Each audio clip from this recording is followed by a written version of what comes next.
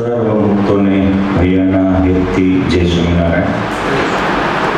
વાલા ભક્તો, આપણે ગત દિને અક્ષય તૃતીયાના મહત્વના પ્રસંગો લીધા હતા, પરંતુ ભગવાન સ્વામિનારાયણ સાથે જોડાયેલા, સ્વામિનારાયણ સંપ્રદાય સાથે જોડાયેલા અને આપણા વૈશ્વિક સનાતન ધર્મો સાથે જોડાયેલા અમુક અખાત્રીજના પ્રસંગો 21 જેટલા છે. હું ટૂંકમાં કહી દઉં. આ એ અખાત્રીજ છે કે તે દિવસે ભગવાન પરશુરામનો જન્મ થયો હતો. આ એ અખાત્રીજ છે કે આ દિવસે યોગ સમ્રાટ ગોપાળાનંદ સ્વામીના વરદ હસ્તે યતિરાજ બ્રહ્માનંદ સ્વામીએ જૂનાગઢ મંદિરનું ખાતમુહૂર્ત કરાવ્યું હતું.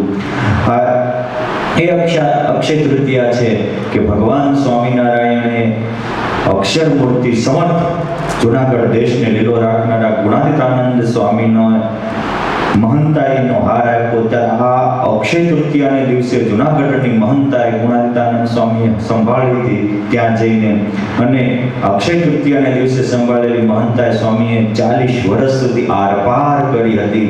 આ એ અક્ષય તૃતીયાનો દિવસ છે કે આ દિવસે કુબેરજીએ પરમાત્માને પ્રાર્થના કરી. તે દિવસે સ્વયં માં જગદંબા લક્ષ્મીજી પ્રગટ થયા અને લક્ષ્મીજીએ કુબેરને અખૂટ ધનનો ભંડાર રહેવાનું વરદાન આપ્યું હતું. એટલે આ દિવસે કોઈ લક્ષ્મીજીની પ્રાર્થના કરે, લક્ષ્મીજીનું પૂજન કરે તો એને પણ અક્ષય ફળ મળે. આ એ અક્ષય તૃતીયા છે કે આ દિવસે ઈચ્છારામભાઈનો જન્મ થયો હતો. આ એ અક્ષય તૃતીયા છે. આ દિવસે ભગવાન સ્વામિનારાયણના મોટા ભાઈ રામ પ્રતાપભાઈના સુવાસીની ભાભી સાથે લગ્ન થયા હતા. આ એ અક્ષય તૃતીયા છે કે બાલ પ્રભુ છપૈયામાં લીલા કરતા હતા સ્વામી, અને એક દિવસ મામીને ત્યાં જમવા ગયા. તે દિવસે આ અખાત્રીજના દિવસે મામીએ ભગવાન માટે સારું ભોજન બનાવ્યું હતું. ત્યારે ભોજન જમ્યા પછી મામી કહે છે, ઘનશ્યામ કાંઈ જરૂર છે? હા મામી, મને રમવા ભમોડો આપો. આ અક્ષય તૃતીયાને દિવસે સુંદરી મામીએ ભગવાનને ભમોડો રમવા આપ્યો. મહારાજે કીધું કે હે મામી, આજથી તમે મને રમવા ભમોડો આપો. ભમોડો જેમ ભમર ભમર ફરે એમ તમારા પેઢીમાં ફરતા, તમારી 21 પેઢીમાં આ લક્ષ 84ના ચક્કરમાં ફરતા ભમોડાને હું બધાના આટા અટકાવી દઈશ. એ અક્ષય તૃતીયા દિવસે કે સુવાસે અરે સુંદરી મામીને ભગવાન સ્વામીને એક ભમોડાના બદલામાં 21 પેઢીના ઉદ્ધારનું વરદાન આપ્યું હતું. આ અક્ષય તૃતીયા બહુ મહત્વની તિથિ છે. આ એ અક્ષય તૃતીયા છે કે આ દિવસે સુરતમાં વેડરોડ મંદિરનો પાટોત્સવ છે, ગોધરામાં ટાવરવાળા મંદિરનો પાટોત્સવ છે, ઢોરડામાં ગોપાળાનંદ સ્વામીના જન્મસ્થાને મંદિર થયું એનો પાટોત્સવ છે, માંગરોળના મંદિરનો પાટોત્સવ છે. અને આ એ અક્ષય તૃતીયા છે કે આપણા અહીંયા ઢસામાં બિરાજતા બાલુડા ઘનશ્યામ મહારાજનો પાટોત્સવ છે. આ આચાર્ય પ્રવર શ્રી રાકેશ પ્રસાદજી મહારાજ સ્વામી ગાદી પર આરંભ થયા કાંજીભાઈ. સૌથી પહેલી મૂર્તિની પ્રતિષ્ઠા આ કરેલી છે. ધામધૂમથી કરાવી હતી, લોકોના વિરોધ સામે, અને મહારાજ શ્રી પહેલી વહેલી પ્રતિષ્ઠા કરી. અત્યારે આમાં દૈવત પણ એટલું બધું જ ભગવાન સ્વામિનારાયણમાં આવ્યું છે, કારણ કે એ વખતે અહીંયા 300 જેટલા સાધુઓ આવ્યા હતા સ્વામી, અને પ્રતિષ્ઠા થઈ. પછી સહજ મોટા સંતોમાં ના મુખમાંથી એવા શબ્દો સડી પડેલા કે આ ઘનશ્યામ મહારાજ તો સંકલ્પ સિદ્ધ છે. કાલે હું પૂજ્ય ધર્મવિહારી સ્વામી અને સંતો સાથે બેઠો હતો. મને કે સ્વામી, આ ઘનશ્યામ મહારાજ એવા છે કે આને અનેક મનોરથો પૂરા કર્યા છે, એક બે નહીં. જે અત્યારમાં હું સ્વામી પૂછતો, સ્વામી મને કહેતા હતા તમે અનેક મનોરથો પૂરા કર્યા. મેં કીધું સ્વામી, એકાદ બે પ્રસંગ કોને? સ્વામી કે આવો તો એટલા ઘણા પ્રસંગો છે. એટલે કે ભુજથી સંતો યાત્રાએ નીકળે, કે ભુજના ઘણા ભક્તો યાત્રાએ નીકળે તો અહીંયા ગોતતા ગોતતા આવે અને અહીંયા દર્શન કરે. કેમ? તો એ ભુજના સંતો ઘણા ભક્તો અહીંયા અમે દર્શન કરીને જે મનોરથ કરીએ એ પૂરા થાય છે. એવા સંકલ્પ સિદ્ધ ઘનશ્યામ મહારાજ છે. અહીંયા જ્યારે આજથી સમથિંગ 15 વર્ષ પહેલા એક ભરતભાઈ કરીને પંડ્યા હતા, પલ્લેવાળ બ્રાહ્મણ હતા, મૂળ પીપલના પલ્લેવાળ બ્રાહ્મણ. અહીંયા નોકરી કરતા હતા, કર્મચારી તરીકે કાર્ય કરતા હતા, પરંતુ ઉંમર થતી જતી હતી અને લગ્ન થતા ન હતા કાનજી બાપા. અને આજે તમારે વડીલો થાય અને દીકરાઓ વરે નહીં, એ દીકરાઓની મોટી ટેન્શન હોય અને દીકરાના માતા પિતાને ટેન્શન હોય કે અમારા દીકરા કે દીકરી મોટા થઈ ગયા, કાંઈ લગ્ન થતા નથી. તો આજે અમને સાધુ નહીં ઘણા આવીને કહેતા હોય છે કે સ્વામી કંઈક પ્રાર્થના કરો ને લગ્ન થઈ જાય. બરાબર.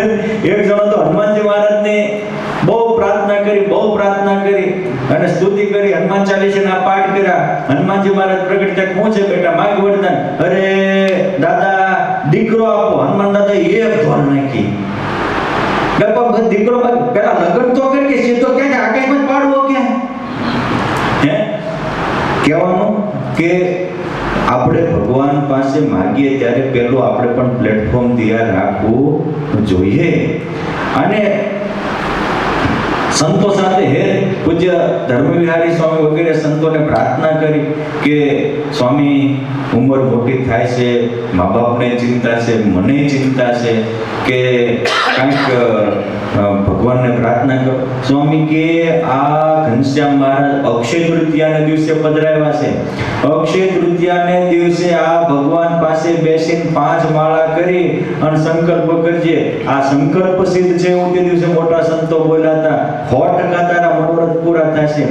અને એ પીપલના વાળા પલ્લેવાળ બ્રાહ્મણ ભરતભાઈ પંડ્યાએ સંતના વચનમાં વિશ્વાસ રાખી આ કાર્ય કર્યું.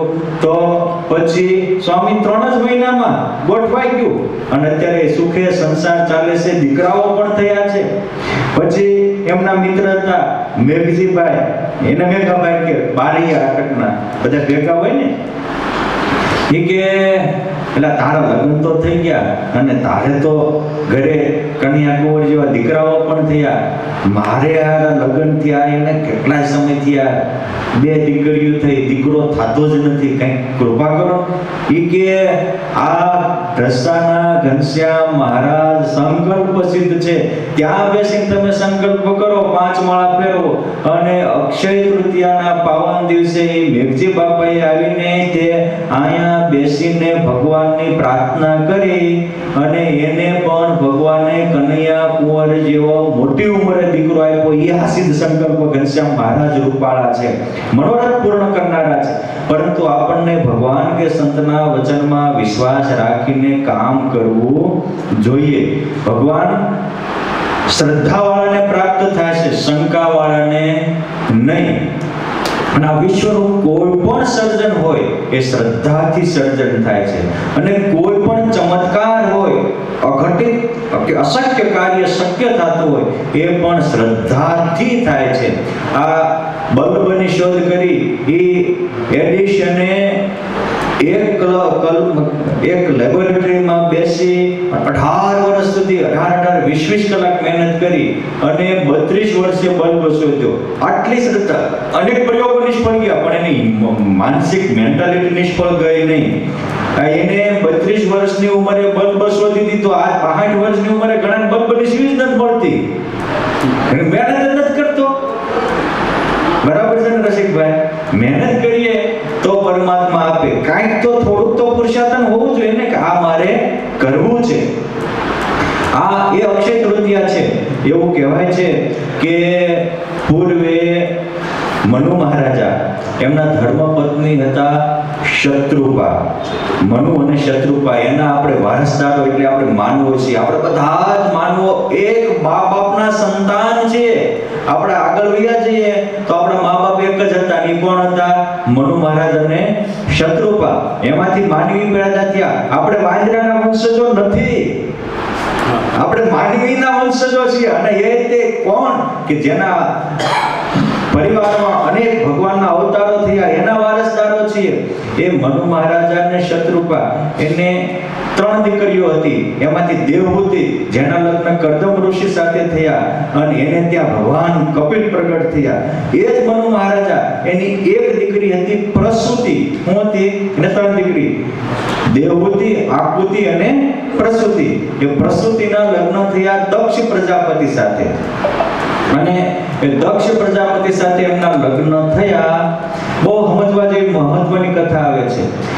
એ લગ્ન થયા પછી દક્ષને એક મત પ્રમાણે 60 કન્યાઓ થઈ, એક મત પ્રમાણે 28 થઈ. એમાંથી એ દક્ષ રાજાની એક દીકરી સતી, એના લગ્ન થયા ભગવાન ભોળાનાથ સાથે. માં જગદંબાના લગ્ન થયા. એ બહુ પ્રસિદ્ધ ભાગવત વગેરે પુરાણ, શિવ પુરાણ વગેરેમાં કથા છે. પરંતુ એની બીજી હતી શ્રદ્ધા, તુષ્ટિ, પુષ્ટિ, આવી એમને ઘણી દીકરીઓ હતી. 13 દીકરીઓ બીજી, અને એમાં સૌથી નાની હતી મૂર્તિ. આ 13 દીકરીઓના લગ્ન દક્ષ પ્રજાપતિએ ધર્મદેવ સાથે કર્યા. ધર્મદેવ શ્વેતદીપના પ્રજાપતિ હતા. બ્રહ્મવૈવર્ત પુરાણમાં લખ્યું છે. આ દક્ષ પ્રજાપતિ આ બ્રહ્માંડના પ્રજાપતિ હતા, ઈશ્વર લોકના પ્રજાપતિ હતા. અને એમને આ શ્રદ્ધા, પુષ્ટિ, તુષ્ટિ, સંતોષ, જ્યોતિ, દયા, તમે જો દીકરીઓના નામ પણ એક સદગુણ છે. આજે હાવ વિકૃત નામ પાડીને આપણે આપણા પરિવારોને વિકૃત કરી રહ્યા છીએ. માટે આપણે સંસ્કૃત સંતાનો જોતા હોઈએ, સંસ્કૃત પરિવાર જોતો હોય તો નામ પણ આ આપણા આદર્શ વડવાઓએ પાડેલા દયા, શાંતિ, ધૃતિ, તુષ્ટિ, પુષ્ટિ, આવા નામ પાડજો. મૂર્તિ, આમ મૂર્તિ અને ધર્મદેવના લગ્ન અક્ષય તૃતીયાએ થયા પહેલા આદિ સતયુગમાં. પછી બંને દંપતીએ આજે જ્યાં સાબરમતીમાં અમદાવાદ નારાયણ ઘાટે બીજી નદી મળે છે, એ સંગમ એ વખતે મેસાવો કહેવાતો હતો. એ સંગમ જ્યાં નારાયણ ઘાટ છે, ભગવાન સ્વામિનારાયણ ત્યાં ખૂબ નાયા છે. એ વખતે ભારતમાં આપણા ગુજરાતનું આજનું જે અમદાવાદ સિટી છે, એ સાબરમતીના કાંઠે આ અક્ષય તૃતીયાને દિવસે એક સાથે એમને 4 સંતાનો થયા. એક હતા હરિ, બીજા હતા કૃષ્ણ, અને બીજા 2 એક હરિ ટ્વિન્સ, એને નર અને નારાયણ. એક મત પ્રમાણે આ અખાત્રીજના દિવસે નરનારાયણ ભગવાનનો જન્મ થયો છે. અને એટલે બાળ પ્રભુને હિંડોળે ઝુલાવ્યા. એટલે અખાત્રીજના દિવસે, અત્યારે તો સંસ્કૃતિ રહી હોય કે અમે નાના હતા તેથી અખાત્રીજના દિવસે તો ખાસ હિંડોળે ઝૂલે બધા. ઝાડવાની ડાળે બાલુડાઓ હિંડોળા બાંધે, વડીલો તે દોરડાના રાંડવાના હિંડોળા બાંધે. કાંઈ ન હોય તો 2 વડવાઈઓને ભેગી કરીને હિંડોળો કરીને ઝૂલે. આ આપણી સંસ્કૃતિ હતી. હું કામ આ દિવસે અમારા ઉદ્ધાર માટે, અમારા તારણહાર માટે પરમાત્મા પ્રગટ્યા હતા. અને આ સ્મૃતિમાં જ આજે ભારત વર્ષમાં જે 4 ધામ પૈકીનું મુખ્ય ધામ બદ્રિકાશ્રમ કહેવાય. કે ભગવાનના જન્મ દિવસના હેતુથી જ આ અખાત્રીજના દિવસે બદ્રીનાથમાં નરનારાયણ ભગવાનના દ્વાર ખુલે. ત્યાં બરફ જામેલો હોય, દેવો સેવા કરવા આવતા હોય. આજથી માનવને ઈશ્વર દર્શનનો લાભ મળે. અને એવું કહેવાય છે કે અખાત્રીજના દિવસે ભગવાને વરદાન આપેલું કે એક દિવસ ભગવાનના દર્શન કરે સંતના સાનિધ્યમાં તો એને 12 મહિના ઈશ્વરના દર્શનનું ફળ મળે. એટલે અખાત્રીજના દિવસે ઉત્તર ભારતના જે ગંગોત્રી, યમનોત્રી, કેદારનાથ, બદ્રીનાથ એના દ્વાર ખુલે છે. માટે આ એ પવિત્ર દિવસ છે. તે દિવસે ભગવાન નરનારાયણ, અને એ પણ ગુજરાતમાં પ્રગટ થયા. આપણા માટે ગુજરાતીઓને ગૌરવ હોવું જોઈએ. એટલું જ આપણા મગજમાં હોય છે કે ભગવાન રામ અયોધ્યામાં જન્મા, ભગવાન કૃષ્ણ મથુરામાં જન્મા, ગોકુળ વૃંદાવનમાં બાળલીલા કરી અને ગુજરાતને કર્મભૂમિ બનાવી. એવું નથી.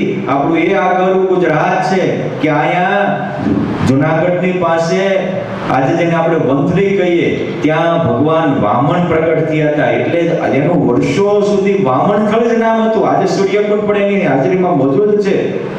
આજનો જ્યાં ભરૂચ છે, નર્મદા મૈયાના કિનારે ટેકરી ઉપર ભગવાન સ્વામિનારાયણનું આનંદાનંદ સ્વામીએ બાંધેલું દિવ્ય ભવ્ય મંદિર છે. એ મંદિરની નજીકમાં જ આજે પણ ઠેઠ બલિરાજાએ જે 100મો અશ્વમેઘ યજ્ઞ કરતા એનો કુંડની નિશાની આપણા વડવાઓએ જાળવી રાખી છે અનેક ભંગાણ પછી પણ ત્યાં ગયા હતા. મારે એ કહેવું છે કે ભગવાન વામન એ ગુજરાતમાં જન્મ્યા હતા. કપિલ ભગવાન આજે સિદ્ધપુર પાટણ કહેવાય, બિંદુ સરોવર છે, એ બિંદુ સરોવરને કાંઠે કપિલ ભગવાનનો જન્મ પણ અહીંયા ગુજરાતમાં થયો હતો. આજે જેને ગુણગ્રાહીના મૂર્તિમાન સ્વરૂપ કહી શકે એવા ભગવાન દત્તાત્રેય ભગવાનનો જન્મ પણ ગુજરાતમાં થયો હતો. આ નર નારાયણ અને કૃષ્ણ અને હરિ આ ભગવાન પણ ગુજરાતમાં જન્મ્યા હતા. આટલા ભગવાનની તો આપણી ગુજરાત જન્મભૂમિ છે, પણ આપણે આપણું ગૌરવ ભૂલી ગયા છીએ. આવા અનેક અવતારો અહીંયા ગુજરાતમાં જન્મ્યા એટલે ગૌરવ લેવા જેવું આનું ગુજરાત નામ કહી શકાય આપણે એક દ્રષ્ટિએ. પણ મારે એ કેવું છે કે આ એ પવિત્ર દિવસ છે કે આ દિવસે લક્ષ્મીજીએ કુબેરને ધ્યાન આપ્યું. આ દિવસે અનેક મંદિરોમાં પ્રતિષ્ઠાઓ થાય છે. આ દિવસે સમજવા જેવું છે કે ચંદનની પૂજા શરૂ થાય. ભગવાન સ્વામિનારાયણે પણ ચંદનની પૂજાઓ શરૂ કરી હતી. ભગવાન બાળ સ્વરૂપ ઘનશ્યામ મહારાજને મામીએ ભમરડો આપ્યો અને એને લક્ષ 84ના 21 પેઢીના ઉદ્ધારનું વરદાન આપ્યું.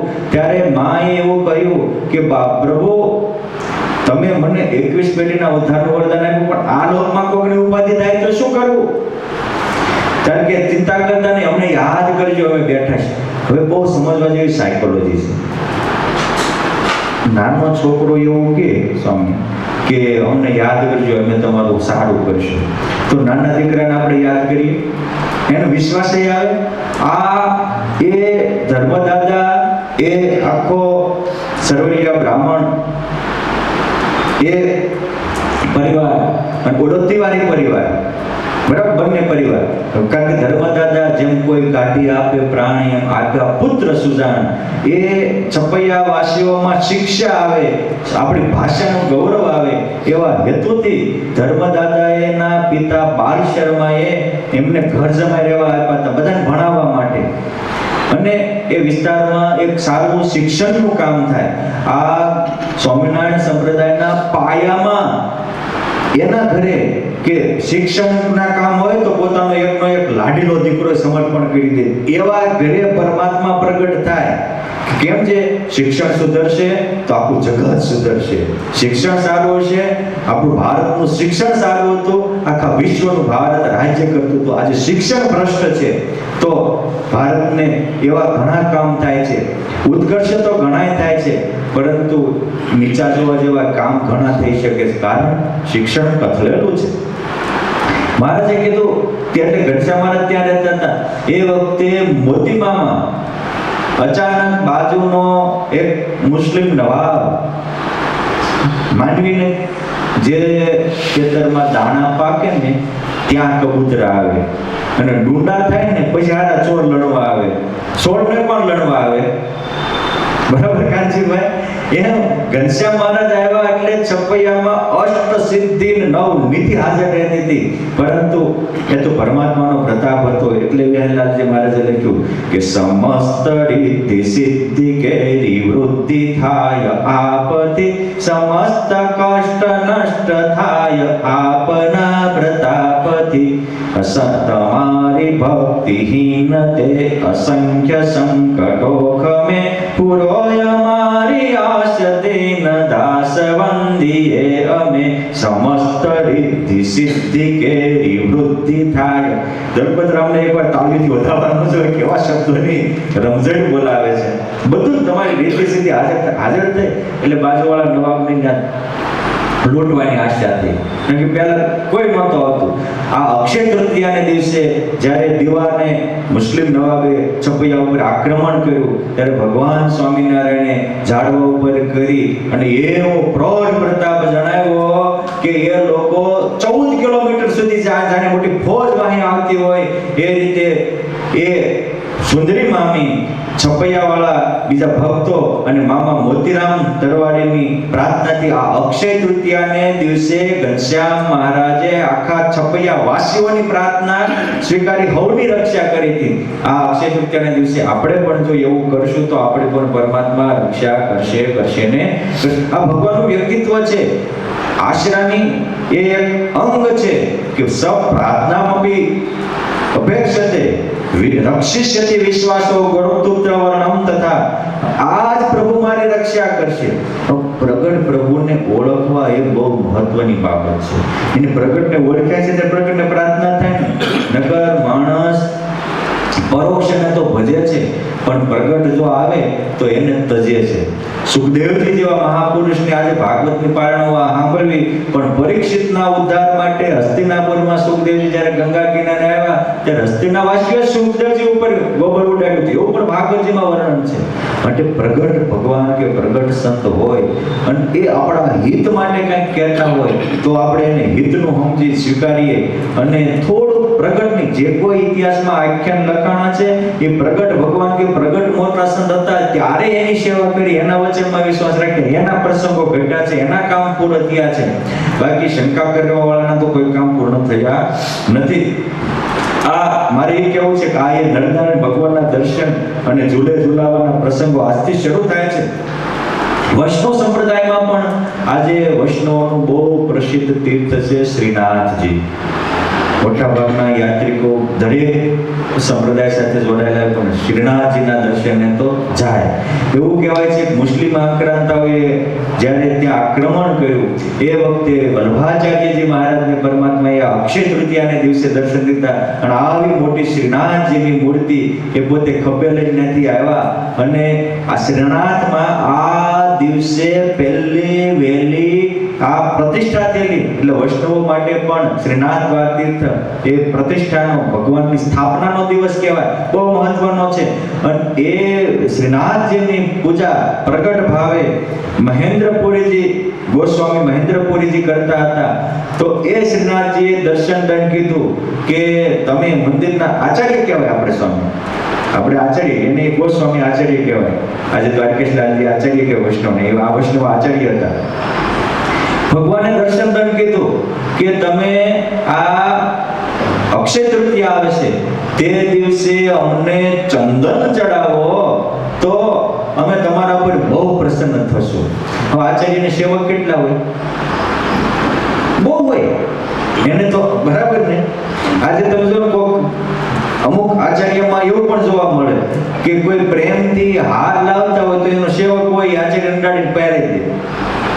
આ આચાર્યની કેટલી ગરિમા હશે, કેવી દિવ્યતા હશે, કેવી સેવા ભાવના અને શ્રદ્ધા ભાવના હશે. ભગવાને કીધું તો પોતે ઠેઠ જગન્નાથપુરી ચાલીને ગયા અને જગન્નાથથી ચંદન લાવી અને ભગવાન શ્રીનાથજીને પહેલું વહેલું ચડાવ્યું. ત્યારથી આપણે ભારતીય સંસ્કૃતિમાં આ ચંદન તૃતીયાનો વૈષ્ણવ સંપ્રદાયમાં તો અતિશય મહિમા થઈ ગયો. પણ આવી એને શ્રદ્ધા હતી એટલે ભગવાને અક્ષય તૃતીયાને દિવસે એ મહેન્દ્રપુરીજીને દર્શન લીધા હતા.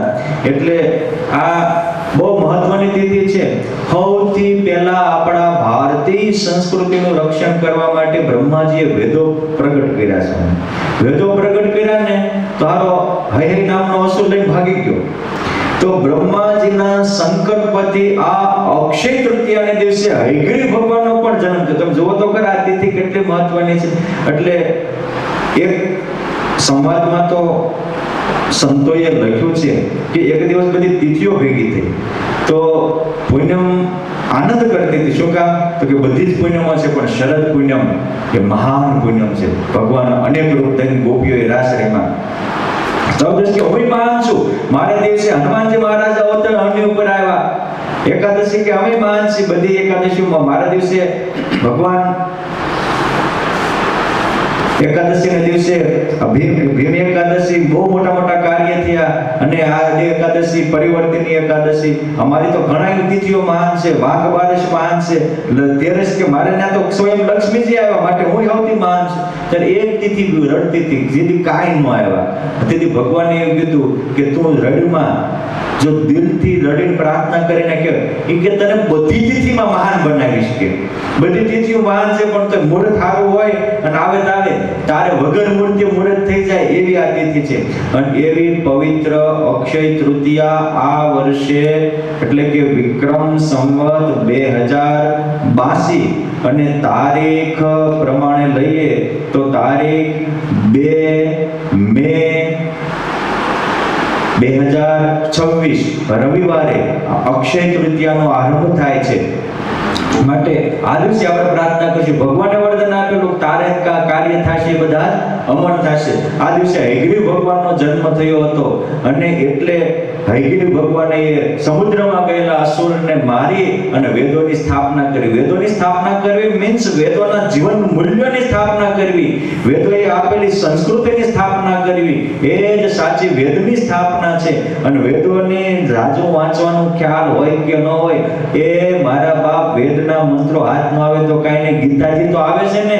એ ગીતાજી સર્વ વેદનું દોહન કરીને કાઢેલું મલાય છે, અને બધા ગ્રંથોની મલાય. વેદ 18 પુરાણ ન વાંચો તો કાંઈ નહીં. શિક્ષાપત્રી માં જગદંબા સ્વરૂપી ભગવાન સ્વામિનારાયણે જે પોતાના હાથે લખેલી એમના જે જીવન મૂલ્યો છે એ વેદોના જ મૂલ્યો છે. આ ભગવાન સ્વામિનારાયણ આજની ભાષામાં કહ્યા એટલે એને કહેવાય છે ખાડી 300 શાસ્ત્રનો સાર છે.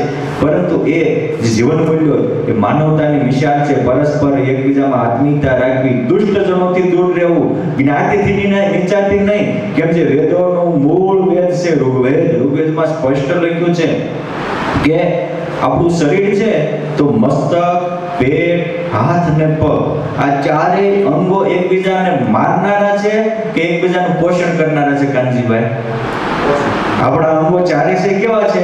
એકબીજા. એટલે વેદોમાં સ્પષ્ટ ઋગ્વેદનું સૂક્ત છે, એમાં લખ્યું છે કે બ્રાહ્મણોસ્ય મુખમાસી બાહુ રાજન્ય કૃતઃ બ્રાહ્મણોસ્ય ઉર્તદસ્ય યદવસ્ય પદ્ભ્યાંગુમ શુદ્રો રજાયત. આ ભગવાનનું બ્રાહ્મણો મુખ છે, ક્ષત્રિયો બાહુ છે, અને જે બિઝનેસ કરનારા હોય, ખેતી કે પશુપાલન, વેપાર, વાણિજ્ય વેપાર કરનારા, એ બધા પરમાત્માનું પેટ છે. અને એમાં મદદ કરનારા હોય એ પરમાત્માના પગ છે. જો આપણે પેટ ભરવું હોય પગ આપણને મદદ કરે છે નથી કરતા? પગ નો પેટ ભરવાનું કઈ રીતે થાય? અને પેટ તો છે, મકો કાઢું ઓલું થતું હોય તો હાથ આપણે રક્ષા કરે છે કે નથી કરતા? હાથ ને પગ ને પેટ બધું, પણ માથું ઉડી ગયું શું કામનું? જે રીતે આપણા ચાર શરીરના મુખ્ય અંગો એ એકબીજાના પૂરક છે, એમાં ભેદભાવ નથી, વ્યવસ્થા છે. એમ પરમાત્માએ જ્યારે સૃષ્ટિનું સર્જન કર્યું ત્યારે આ ચાર વર્ણ એ સમાજની વ્યવસ્થાના ભાગ રૂપે કર્યા છે. પણ આક્રાંતાઓએ ભારતમાં આક્રમણ કરી અને ભારતીય લોકોની મતિ ભ્રષ્ટ કરવા માટે એ જે વ્યવસ્થાના રૂપે ભાગ વર્ણની વ્યવસ્થા હતી એ વિભાજનના રૂપે કરી નાખી. અને આ આપણે આજે બુદ્ધિજીવીઓ થોડુંક સમજે છે, હજી અમુક જડ વલણવાળાને આ સમજાતું જ નથી. અને ઓલા આક્રાંતાઓની મેન્ટાલિટીમાં જીવે છે, જાણે કે હોય હિન્દુનું તન પણ મેન્ટાલિટી એની ઈસાઈઓની કે ખ્રિશ્ચનોની હોય એવી આપણને લાગે. માટે આપણે આ મેન્ટાલિટી માનસિક જે આપણે વિદેશીઓના ગુલામ છે એમાંથી બહાર નીકળી અને પરસ્પર એકબીજાને ગળે લગાવવાનું કાર્ય આ અક્ષય તૃતીયાને દિવસે પરમાત્માએ આરંભ કર્યું હતું. કેમ જે આ સૃષ્ટિ સર્જાણી ત્યારે બ્રહ્માનો પહેલો દિવસ સ્વામી સૃષ્ટિનો આરંભ અક્ષય તૃતીયાએ થયો હતો, અને સમાન રીતે ભગવાને કર્યો હતો. અને આપણા ચાર યુગ છે, સતયુગ, ત્રેતા, દ્વાપર અને કળિયુગ. આ ચારેય યુગનો આરંભ સ્વામી સતયુગનો આરંભ પણ અક્ષય તૃતીયાએ થાય, દ્વાપરનો આરંભ પણ અક્ષય તૃતીયાએ થાય, ત્રેતાનો આરંભ પણ અક્ષય તૃતીયાએ થાય, અને કળિયુગનો આરંભ યુગ બદલે યુગ પરિવર્તન અક્ષય તૃતીયાએ થાય. શું કામ? આ દિવસે કરેલા કાર્ય અનંત ફળને આપનારા છે, એટલે યુગ પરિવર્તનની સૃષ્ટિ પણ આ અક્ષય તૃતીયાના દિવસે થાય છે. એવું કહેવાય છે કે જ્યારે જરૂર પડી ત્યારે અન્નપૂર્ણા દેવી, આ દિવસે લોકોની સહજડ તો થયું પણ ખાવા તો જોઈએ ને, ત્યારે બ્રહ્માજીએ માં જગદંબા અન્નપૂર્ણા દેવીનો પણ આ દિવસે જન્મ કર્યો હતો. કયા દિવસે? આ દિવસે. અને મહાભારતની રચનાનો આરંભ પણ ભગવાન વેદવ્યાસે આ દિવસે કર્યો હતો, કે જે વેદ મહાભારત એ ભારતનો પંચમ વેદ ગણી શકાય એવો દિવ્ય અને ભવ્ય ગ્રંથ છે. આ એ અક્ષય તૃતીયા છે કે આ દિવસે આવા મોટા ગ્રંથ, અને પાછા વેદ વ્યાસ લખનારા હોય અને ગણપતિજી જેવા, અરે વેદ વ્યાસ લખાવનારા હોય અને ગણપતિજી જેવા જે મહાદેવ એ લખનના દીકરા લખનારા હોય. આજે આપણે કોઈ પણ શુભ કાર્ય હોય રસિકભાઈ, આપણે આ દિવસે ગણપતિનું પૂજન કરીએ છીએ કોઈ પણ શુભ કાર્યમાં. શા માટે? શા માટે અક્ષયભાઈ? શા માટે? સમજવા જેવું છે. એ સમજવા જેવું છે કે જ્યારે મહાભારતનો ગ્રંથ લખાતો હતો અને શરત હતી કે વ્યાસ ભગવાન બોલે જાય અને ગણપતિજી લખે જાય, એમાં કંઈક તૂટક નહીં થવાનું. ગણપતિ કીધું તો જો તમે વિચારવા રહી જશો કે ભૂલ્યા જશો તો મૂકીને ઉયો જાય. પછી વ્યાસ ભગવાન અમુક શ્લોકો જાય એટલે કેવો ક્લિષ્ટ શ્લોક મૂકી દે કે એ સમજવા રહે, કારણ કે ભગવાને કીધું હતું વ્યાસજીએ કે હું જે લખું એ સમજીને લખજો તમે. અને બહુ મહત્વની વસ્તુ છે સમજીને કરવું. એ સમજ્યા વિનાનું જીવવું મર જીવા વર્ષ હજાર, સમજી જીવો એકે બેડો પાર. સમજીને જીવવું એ બહુ મહત્વનું છે. ઘણી વાર માણસ સમજીને દોઢું દીધા કરે. આપણે કંઈક આમ શાંતિથી કહેતા તો એ કાંઈ સમજ્યા વગર આપણે કહેવું પડે કે બાપા તું પૂરો સાંભળ તો ખરો. સમજીને કરવું મહત્વ. સમજીને ગણપતિજી આખું મહાભારત લખન કર્યું છે, પણ લખતા હતા તો કલમ તૂટી ગઈ. તો પોતે એક દંત આ દિવસે તોડી અને કાર્ય અધૂરું રાખ્યું. જે સત કાર્ય માટે પોતાનું અંગ કાપી આપે કે એ વિશ્વનો સર્વોત્તમ દેવ થઈ શકે, એ બીજાના વિઘ્ન હરી શકે, આ કાર્ય આ દિવસે થયેલા છે. માટે ગણપતિનું પ્રથમ પૂજન આપણે કોકના સુખ માટે આપણું કેટલું યોગદાન આપી શકીએ છીએ, બહુ સમજવા જેવો પોઈન્ટ છે. એટલે આ એ અન્નપૂર્ણા દેવી છે. આ અન્નપૂર્ણાના દિવસે ભગવાન સ્વામિનારાયણ ગઢપુરમાં હતા. અખાત્રીજના દિવસે સ્વામી સમજવા જેવું છે. આ અન્નપૂર્ણા દેવી એ સ્વામિનારાયણ સંપ્રદાયમાં અશુભા રૂપે પ્રગટ થયા હતા. મોટીબા સાથે લાડુબા રાજબા વગેરે સાથે અશુભા એ સાંખ્યોગી માતા બનીને રહ્યા હતા. ગઢપુરમાં આજે આપણે જે યોગાનંદ સ્વામીના શિષ્ય રઘુવીરચંદ સ્વામી, કપિલચંદ સ્વામીએ બાંધેલો જો દરવાજો અત્યારે નવો થાય નહીં, ત્યાંથી નીકળીને આપણે બોટાદ તરફ જઈએ ત્યારે આપણે મંદિરથી નીકળી જતા હોઈએ તો ડાબા ઉપર, નીકળીએ તો જમણા હાથ ઉપર જે દરબાર છે, અમરા ખાચરનો એ દરબાર કહેવાય છે. એ અમરા ખાચરના દરબારની બાજુમાં જ દીવાલ હતી. ત્યાં એ વખતે દાદા ખાચરે પોતાની ધર્મની બેન માની અને અશુભાને ત્યાં ઓરડા આપેલા, ત્યાં રહેતા હતા. પાર્ષદો સેવા કરતા હતા. ત્યારે એક દિવસ કોઈ એક પાર્ષદે કહ્યું કે મહારાજ અમે સેવા તો કરીએ છીએ પણ ક્યારેક અમારે જમવાનું વહેલું મોડું થાય છે. અને આ સમજવા જેવું છે. કોઈ પણ જે રસોઈયા હોય, અનુજ મહારાજ હોય કે શિવમ હોય કે મણિ મહારાજ હોય, કોઈ પણ રસોઈયા હોય જે તનતોડ મહેનત કરતા હોય એને ટાઈમે જમવા વ્યવસ્થિત આપવું જોઈએ. આ ભગવાન સ્વામિનારાયણની પ્રથા હતી. મહારાજ કે ક્યારેક વહેલું મોડું થાય, મહારાજ કે અશુભા હા એક કામ કરો, આજથી તમારે આ પાર્ષદોને સમયસર જગમાડી દેવાનું, અને જો જે આગળ પાછું થયું વહેલા મોડું તો તે દિવસે ઉપવાસ કરો. મહારાજ તમારી આજ્ઞા મને મંજૂર છે. હવે એ વખતે જમવામાં કેવું હતું ખબર? ગળવાનું બનાવે અને રોટલા ને શાક બનાવે. ગળવાળામાં શું કરે ખબર છે કાનજીભાઈ? ગોળ પલાળી દે અને સીધો શેકેલો લોટ હોય એમાં નાખી દેવાનો ગોળ. ઘી તેલ કાંઈ નહીં. એ વખતે બિચારા ગરીબાઈ હતી અને બાજરાના રોટલા ને શાક અથવા તો કઢી કે મગ બાકી દે. તો ગળવાળું કરીને એમ કે હમણાં ગરમા ગરમ બધાને રોટલા જમાડીશ, એવા હેતુથી થોડો સમય હતો. એટલે અક્ષય તૃતીયાને દિવસે અશુભા ભગવાન સ્વામિનારાયણના ગઢપુરમાં દાદાના દરબારમાં દર્શન કરવા આવ્યા. હવે તે દિવસે મોટીબાઈ આખું મહારાજને ચંદનના ભાગા ધરાવેલા, ચંદનની અર્ચાઓ કરેલી, અને અશુભા આમ જોયું કે સમાધિ ભૂયા ગયા.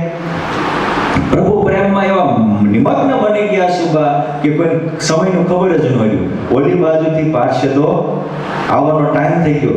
મહારાજના મનમાં એમ થયું કે જો અશુભા નહીં જાય તો એ પ્રતિજ્ઞાબદ્ધ છે, બોલેલું પાળે એવા છે, અને પાળે એવા છે એટલે એને ઉપવાસ કરવો પડે. અને મારા પ્રેમમાં મગ્ન થયા હોય અને એ ઉપવાસ કરે એ મને ન પોહાય.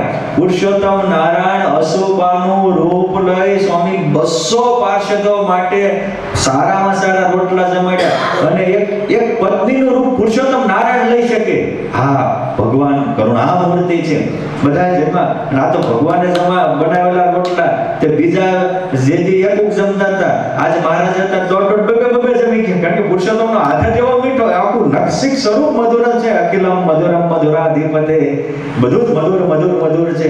પછી અમુક પાર્ષદો કારણ કે જમી જાય પછી તે છૂટા થાય, થોડા દાદા પીરસવામાં હોય આ છે તે છે, એટલે જે જમી રહ્યા એવા પાર્ષદો ભગુજી, મયાજી, રતનજી એ દરબારમાં જતા. ત્યાં અશુભાની સમાધિ તૂટી અને આમાં બરોબર ડેરા ભેગા થઈ ગયા. એ કે પાર્ષદો મને માફ કરજો કે આજે મારે ભૂલ થઈ ગઈ, હું ક્યાંય મહારાજના દર્શનમાં ખોવાઈ ગઈ, ખ્યાલ ન રહ્યો, એમ કે લડી પડ્યા. ભગુજી કહે છે માં આવું શા માટે કહો છો? હજી આજે રોજ અમે તમારા હાથનો એક રોટલો જમતા, આજ તો તમારા હાથના 2 રોટલા જમીને આવ્યા છો અને તમે અમને આવું શા માટે કહો છો? મહારાજ કે પણ હું તો આ દર્શને હતી. પછી જ્યાં તપાસ કરી ત્યાં અહીં ભગુજીની સંવાદ કરતા બુજી રતનબાઈ કે ત્યાં હતા. ત્યારે આવીને કીધું કે અશુભા ત્યાં છે એ કોણ? ગયા ત્યાં જે મૂળ મહારાજ અશુભા રૂપે હતા આ અશુભામાં હમાઈ ગયા. આ અખાત્રીજના દિવસે પ્રભુ પ્રેમમાં નિમગ્ન બનેલા અશુભા હતા તો એના કામ કરવા સ્વયં પુરુષોત્તમ નારાયણ રસોઈયો બની ગયા અને માતાનો લઈને બધાને જમાડ્યા. એ પવિત્ર અખાત્રીજ છે. આ દિવસે ગઢપુરમાં એક મૂળજી કણાકિયા કરીને હતા. એના ઘરની સામે એક દરગાહ હતી અને દરગાહમાં એવું કહેવાય છે કે બાલાપીર નામના એક હતા પીર. તો ઘણીવાર આ લોકોને પરેશાન કરતા. એમાં એક દિવસ એ મૂળજી કણાકિયા, એના દીકરો અમરસિંહ, કાનજી, નારાયણ, આ 3 દીકરાઓ હતા. એની છાતી ઉપર ચડી ગયો કે મને કોણ છો? કે હું આ પીર છું. શું કરું? કે વર્ષોથી અહીં છું. તું તો દાદા ખાચરના દરબારમાં જા છો અને તે પરમાત્માને રસોઈ આપી એટલે તારી તો 21 પેઢીનો ઉદ્ધાર થયો. મારો કાંઈ ઉદ્ધાર થાય એવું કરને. તો કે શું કરું? કે કાલ અખાત્રીજ છે, અખાત્રીજના દિવસે તારા ઘરે લાવીને ભગવાનને સંતોને જમાડ અને એ જમાડેલું પ્રસાદી ભોજ પાણી મને મળશે, મારો ઉદ્ધાર થશે. આ મૂળજી કણાકિયાએ બાલાપીર દરગાહવાળાને કહેવાથી ભગવાન સ્વામિનારાયણને અખાત્રીજના દિવસે પોતાના ઘરે વાણ્યા હતા મૂળજી કણાકિયા. આજે પણ એ પ્રસાદીનો ડેલો બધું જ હાજર છે. કોઈને શંકા થતી હોય તો પ્રેમથી જોઈ શકો છો.